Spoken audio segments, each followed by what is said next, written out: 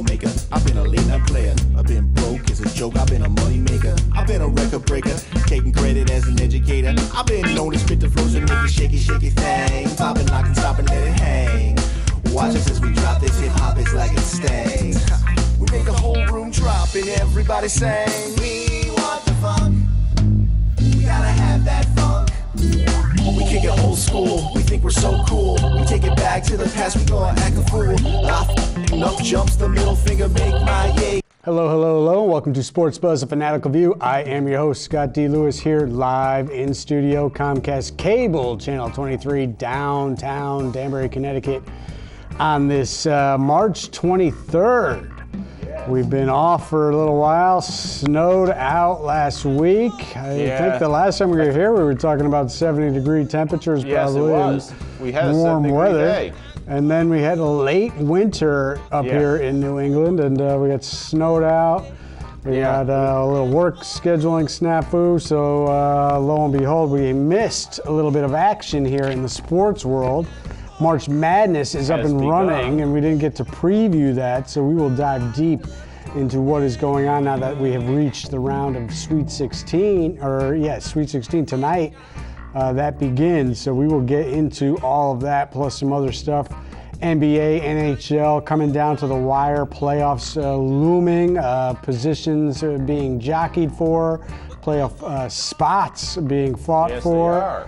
They are. Strange man doing his daily he on got the ledge. some stats for us? No stats. He's just back on the ledge as he is holding tight. Oh, is he balancing the ledge? Bruins trying to maybe not pull what they pulled the last 2 years in a row. It could be a carbon copy. This week, not so good. But we'll get into all that as well. Let's officially say hello, however, to my right-hand man, Mr. Bob Broad Jr. Hi, Hello Scott. there, Bob. And there, we go right to the picture, Bob. Look at this. This award is presented to firefighter Bob Broad Jr. in recognition as the top. Yeah. Not just like one of the top, not just one of the guys. Yeah. A top responder for Danbury Fire Police 2016. Wow, Bob, very impressive to say the least. I was very surprised when because they go to the top 12 and then they go, oh, we have one more. And I said, uh-oh. What's the 13th one? Well, we have a guy we have to look up to, and I go, that was the clue that it was you. Yeah. Because we know Bob stands 7 feet tall, so everybody looks up to Bob. So you had no clue at all that this was happening. They kept it completely under wraps. Yeah. Usually they don't. Usually it's just like they give out a group. Yeah. And they don't single somebody specifically out. Of each firehouse. So. And this year they made a special one. A special one for our guy. Yeah, because now they've taken the fire police and made it into a 13th unit.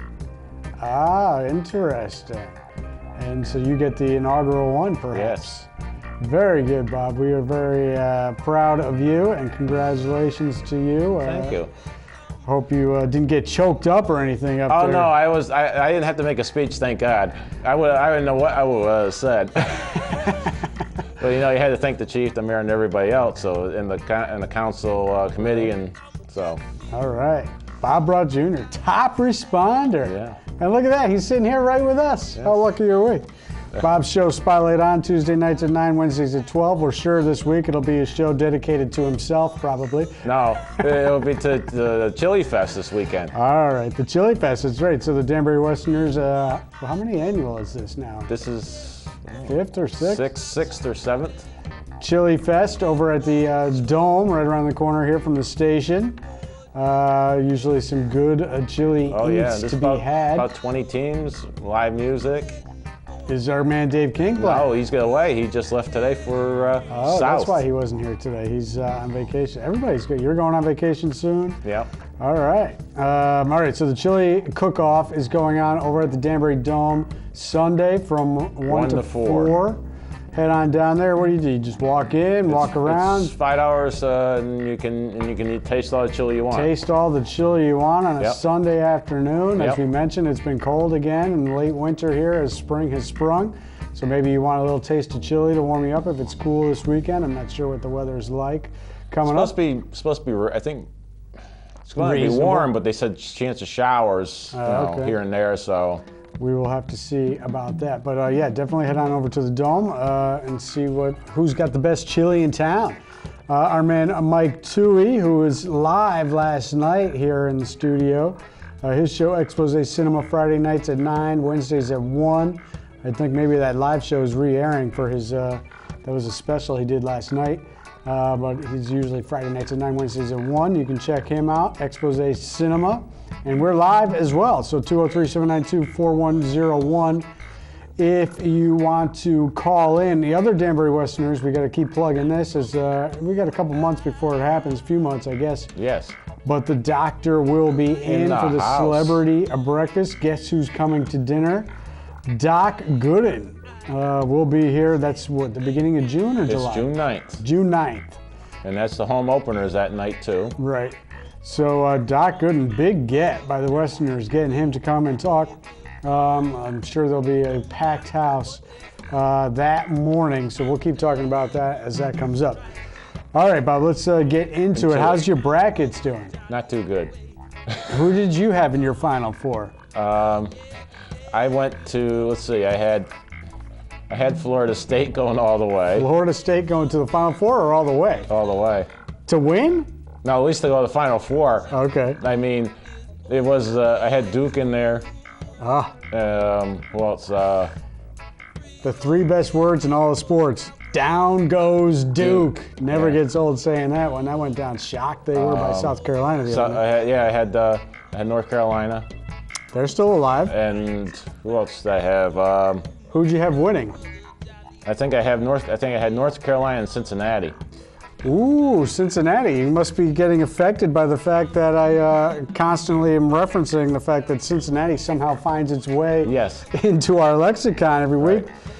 They played well. Tough matchup they had against UCLA. Actually, Cincinnati's in North Carolina's bracket, so they couldn't have been playing each other in the championship. But and then. But they did play well in that UCLA game. Who I have beating North Carolina. My Final Four, I had the defending champs going back, but not to the final, just to the Final Four. Villanova, they're out. But I had Arizona knocking them off and getting to the championship game. I have Kansas and I have UCLA. So I had 3 out of 4. I know who I had too. I had Georgetown in there, but Georgetown's not even in the tournament, Bob. No, I had Georgetown for the ace. I'm stuck in the first. They're not. They didn't even make the whole thing. No. Well, I meant it was. Bob doesn't know who he had. I don't remember. It's been a crazy. All right, let's break this down. I want to go some big picture stuff here, Bob, before we get into some of the games. Okay. Let's go for some history. All right. 78 championships have taken place here in the NCAA tournament. Right. 8 teams have won 44 out of the 78. That's not that many teams. No, that's not a very good ratio. More than half. UCLA with 11, Kentucky with 8, Indiana, North Carolina, and Duke with 5. Our beloved UConn with 4. Yeah. They have more than Kansas, who has 3. Right. And Louisville also has 3. Then, if you add 7 more teams to that list who have won 2, the number is now up to 15 teams have won 58 out of the 78 championships. Cincinnati, who you just mentioned, Oklahoma State won 1 as Oklahoma A&M and as Oklahoma State. San Francisco, the Bill Russell days, way back. North Carolina State, Michigan State, Florida, and Villanova have all won 2. So not that many teams, Bob, have won the championship, and a bunch of the teams that have won more than 1. Right. So pretty fascinating right there. All right, now big picture for this year and recent years. You know my disdain for the committee and their love, and also the media's love as well, of the big power conferences, Bob, right? And of course, I have a bigger stake in this now with UConn being in the AAC. Not that they deserve to be in, but I do want their conference to get more love. And of course, 2 out of the last 3 years, my Colorado State team should have been in and has been denied. Which by right should have been in there this year. They were doing well till. But they finished second in the Mountain West. Right. They make it to the conference championship final, Right. losing to Nevada, and they don't even get a whiff as a bubble team. It's outrageous, Bob. They go 13-5 in conference. Right. And the reason is because these power conferences. I mean, the Big East got 70% of the league in their tournament. Has the committee forgotten that the Big East is not the Big East anymore? No, it was back about... Since all those teams left that all used to win, Villanova has not even had to sweat their way to the division and conference championships 4 straight years. Providence, who could never win a game at all in the Big East and never make the tournament, has suddenly made the tournament 4 years in a row. Is that a coincidence, Bob? I mean, deservedly so last year. They actually had a very good team. This year, mediocre at 20-12. They did end up finishing third, which just shows how weak the Big East is. That they were mediocre and they still ended up finishing third in conference. You have Seton Hall getting in at 21-12. How about this, though? Marquette, Bob, at 19-13. Yeah. Why are they in the tournament at 19-13? That's a losing record. Xavier, who has made it to the Sweet 16, was 9-9 in conference, finished 7th, and went 23-13. 13 losses. Yeah. So, I mean, that's outrageous that they just put 70% in. How about the ACC, Bob? They had 9 teams get into the tournament. Right. Only one is still alive, and that's North Carolina, who only got through because the refs took over the last 2 minutes of the game when they were losing by 5 against Arkansas, or else all 9 teams would have been out. Don't get me started about the refs. The refs have been hideous. Particularly that Arkansas game was criminal, what they did in that. 2 ticky-tack fouls to get them 4 free throws to cut that lead. That was 5. And gave them the lead by 1. And then the non-call on the travel and or charge call down by 1, Arkansas was. The guy took 5 steps, then ran over a defender. No call at all. Yeah, I know. He throws the ball up the backboard. Everybody's standing around going, "Where's the call?" Right. And Carolina gets the rebound putback to go up by 3, and they win the game. And then there was the blocked shot that went out of bounds. They called it an air ball off Arkansas, gave the ball to North Carolina. Outrageous. Led to Carolina getting through. Otherwise, all 9 teams would have been out. In the first 4, you had Wake Forest. What are they doing in at 19-13, Bob? I mean, do we need to see a team that finished 10th place get into the tournament when you got teams like Illinois State, who comes in Wichita State's bracket, go, like 25-7? Right. Why can't they get in? That should have been an automatic. Wichita State has proven that they can play with the big dogs, so why can't Illinois State get in as well? As we see the Shockers right there. They've made a Final Four. Right. They took Kentucky to the wire 2 straight tournaments out of the last 3 when they faced them. So why can't a team that finished 2nd in their same conference get in? Instead, we got to watch a team that finished 10th get in. Virginia Tech, who finished, 8th place. Miami finished 9th place. These teams 22-11, 21-12. Who cares? Duke finished 6th in the ACC, right? What does that get them? A 2 seed. Right. You finished 6th in your own conference, and you're a 2 seed in the tournament. Right. Virginia, how did they end up being a 5 seed when they went 4-5 down the stretch? They get bounced, scoring 37 points in the final game that they lose to Florida? Yeah.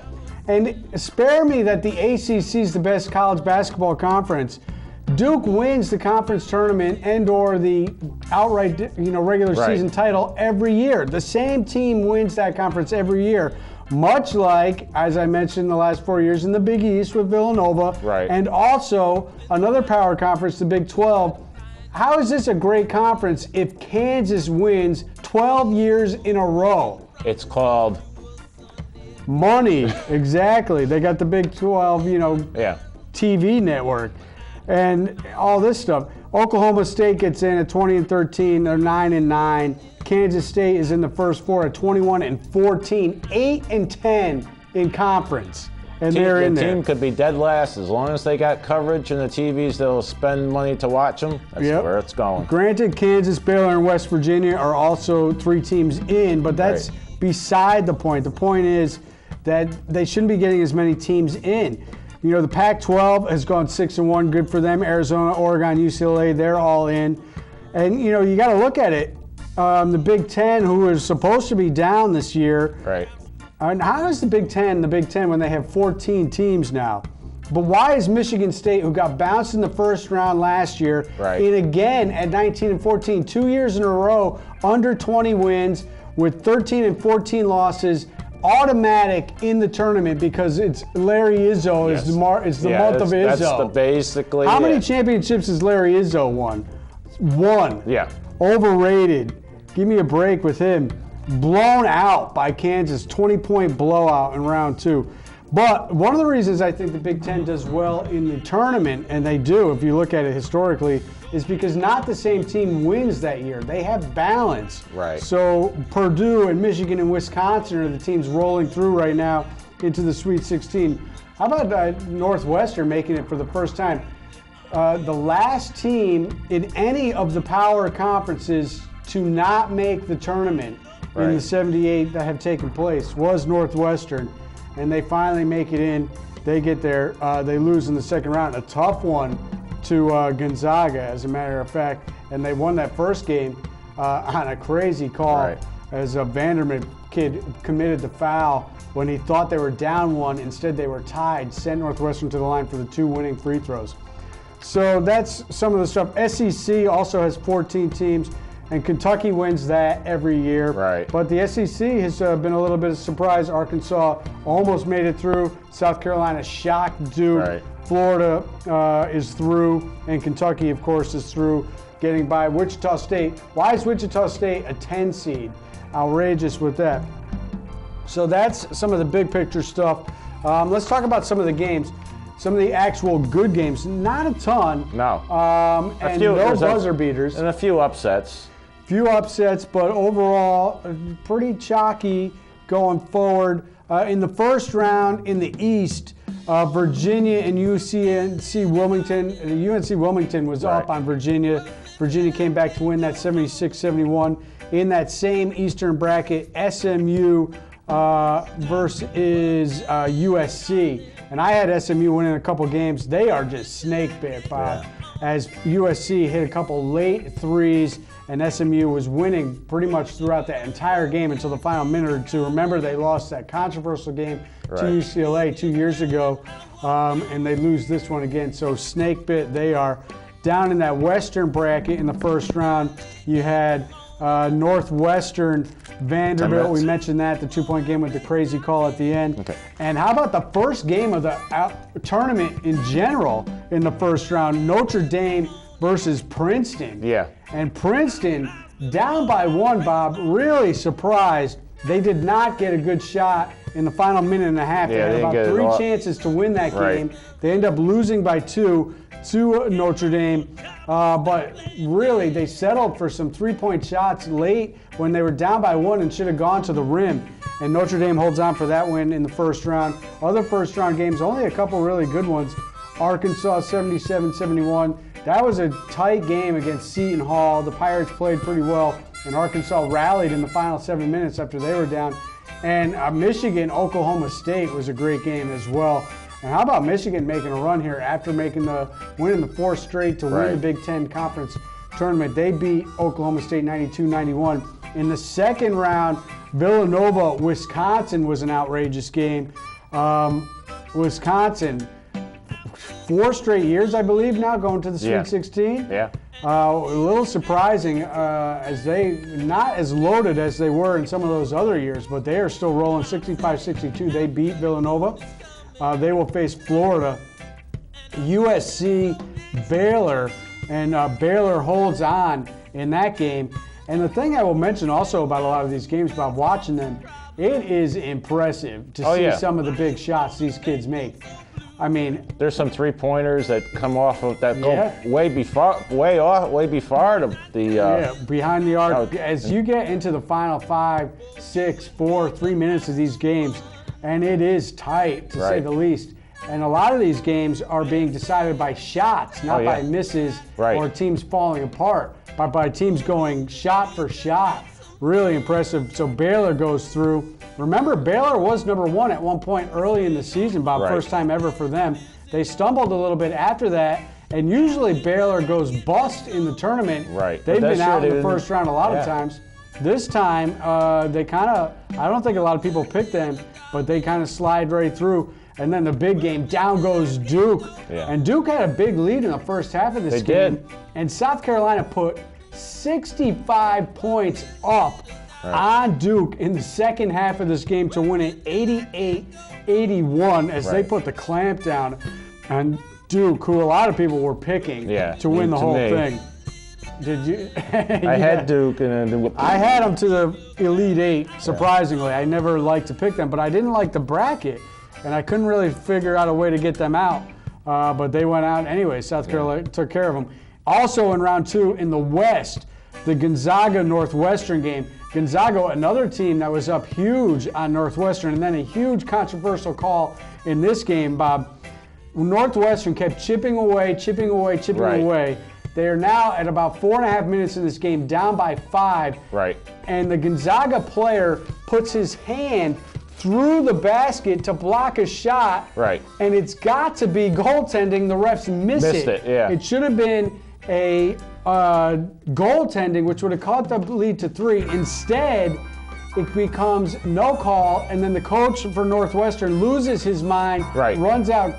Doug Collins' son, Chris Collins, is the coach there, runs out onto the court and gets a technical, so a 3-point game turns into a 7-point game, and Gonzaga holds on to win. Other second-round games, Rhode Island, Oregon. I had Rhode Island going I had Rhode Island to the Elite Eight, and they should have gotten past Oregon, but this was one of those games where it was shot for shot. And they just went right down to the... Oh, man, really a wild game. Hats off to Oregon, who was down by 11 with about 8 minutes left, and they kept coming, and they got through, so they're through. Michigan, Louisville, and Louisville was winning this game, but Michigan kept coming 73-69. North Carolina, Arkansas, we talked about as that game. Really a criminal act that took place. And then the Kentucky-Wichita State game. So that sets up tonight's action. Kansas versus Purdue and Oregon versus Michigan in the Midwest. What was Purdue's record? Purdue was 25-7. They were the top team in the Big Ten this year. We know Kansas got bounced in the first round of the Big 12 tournament, but they had a player suspended in that game. They were top team, 28-4 overall. Heading into the tournament, and Oregon at 25-9, Michigan at 24-11. Out in the West tonight, it's Gonzaga versus West Virginia. Gonzaga's going to have to deal with the press, hardcore coach Bobby Huggins just getting it done. Pressure defense from him, and Gonzaga 32-1. Bob, impressive. West Virginia at 26-8, and then Xavier is the kind of surprise team. And they are playing Arizona. Arizona 30-4, a team that I don't think enough people are talking about. They're my pick to win the whole thing. So obviously I have them winning tonight. Xavier was only 21-13. A little bit of a question mark for me getting in, but Xavier has a proven team. They always come up big in tournament time. The other matchups that aren't taking place tonight but will take place tomorrow, Wisconsin, Florida, and Baylor, South Carolina. That's a surprising game. North Carolina, Butler. Can Butler shock everybody? I'm not that impressed with North Carolina. I want to see North Carolina go, but I don't know how long. I'm not that impressed by them.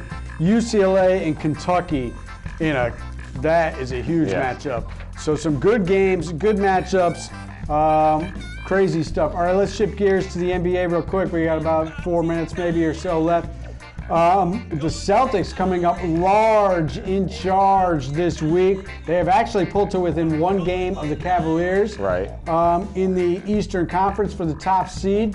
They moved 2.5 up with the win on the Wizards on Monday night. Huge game that was in a battle between two teams that have no love lost. Remember, there's been some chippiness with these teams this year. They come up with that win, and then they bounced They follow that up with a win against another playoff team, the Pacers. So the Celtics looking good at 46-26, holding pace. And it's going to be interesting. 10 games or so left. Their schedule is favorable for them to hold on to at least the 2 seed. If not, maybe pass the Cavaliers for the 1 seed. Right. In the NHL, Bob, the other Boston team not doing as well. No, they're trying Bruins with a chance to distance themselves against Toronto the other night. Did not do that, and they lose that game. So Toronto pulled to within 1, and then Toronto won last night to move ahead of Boston, because then Boston followed up that game in a game that they could have pulled to within 2 against Ottawa for second place. Instead, they lose that to fall 6 behind of Ottawa. So now they are 1 down behind Toronto, and they are still 2 up on the Islanders, despite the fact that your Rangers blew a third-period lead against the Islanders last night. So the Islanders are 2 behind Boston, and Boston is at Tampa tonight. Islanders are at Pittsburgh tomorrow night. Toronto is home for the Devils. Maybe New Jersey can help my Bruins tonight with a win. That would be huge. Well, Jersey's been... I do want to mention quick, we did forget to mention the Lady Huskies are on to the Elite Eight. Those games are being played in Bridgeport this weekend, Saturday, and then I believe on Monday, right? Yes. Interesting scenario there with, we were talking before the show started, Maryland, a team that played UConn this year and lost only by 6 points, went, 32-2, I believe it was. They somehow ended up as a 3 seed, and not only as a 3 seed, they ended up in UConn's bracket. So if Maryland gets by Oregon and the Lady Huskies get by UCLA, they're going to play in the Elite Eight. Right. That should be a Final Four matchup, if not a championship matchup. Instead, that game's going to come early. All right, so we are almost out of time. Well, NASCAR, we had a little bump this weekend. Our boy Joey Logano, the Middletown, Connecticut kid, had a little fight with Kyle Busch. That was interesting. MLS is underway. Red Bulls at 2-1, NYCFC 1-1. The Revolution, not televised so far, at 0-2. And there's a qualifying Team USA back in action tomorrow night. So if you're into soccer, tune in tomorrow night. That's a big game. World Baseball Classic, Team USA won that last night. We're live next week. We are live next week. We will see who is in the Final Four. We will see if my Bruins can get Strangeman off the ledge for a week or so. And that's it. We are out of here. Thanks for tuning in. We will see you next week.